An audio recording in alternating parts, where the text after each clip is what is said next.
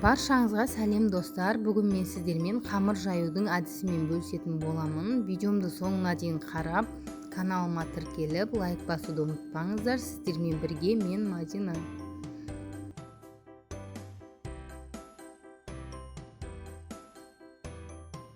Ең алдымен ыдысқа еттің сорпасын құямыз. Бұл жерде менде сорпа суытылған. Оның үстінен тұзды қосамыз. Сосын жұмыртқаны салып, жақсылап араластырамыз.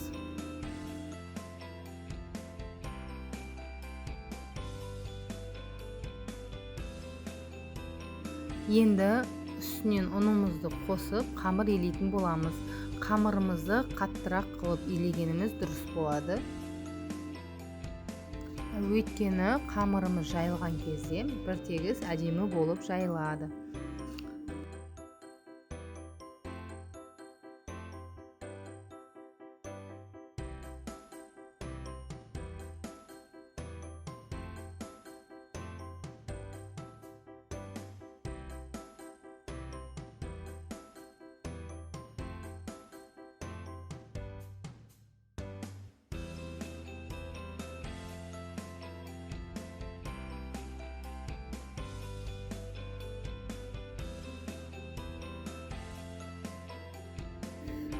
Қамырымызды елеп болғаннан соң қамырды 10-15 минутқа иін қандыру үшін қойып қоямыз.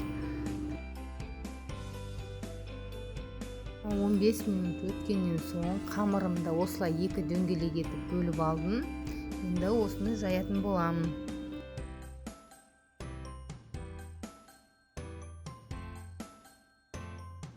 Қамырды ең бірінші үлкейтіп алу үшін осылай қолдың көмегімен осылай күш салып басып аламыз. Басқанда қамырдың шетін басу қажет. Сосын осылай шет жақтарын оқтаудың көмегімен осылай тегістеп аламыз.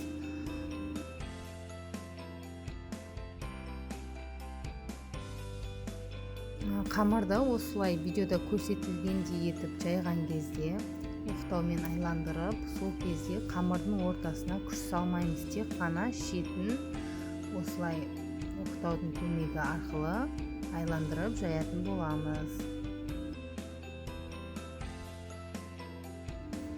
Қамырларыңыз сол кезде бір тегіс дөңгелек болып жайылады. Қамырды жайған кезінде арасына аз-аздан ұн сеуіп жаюды ұмытпаңыздар.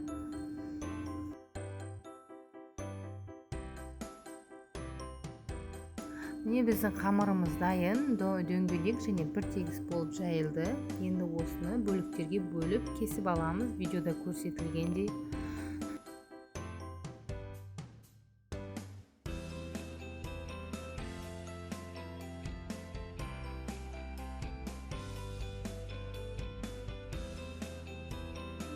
Міне осылай болып кесілді, өте әдемі бір тегіс болып шықты.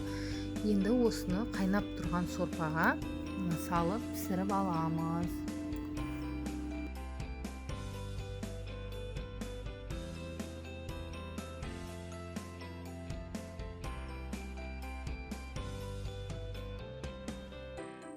Қамырымызды сүзіп алдық. Енді үстіне тұздықты құйдық. Енді піскен етімізді салып, тамағымызды дайын деп айтуға болады. Біздерге ас болсын. Сіздермен бірге болған мен Мадина. Келесі кездескенше қош сау болыңыздар.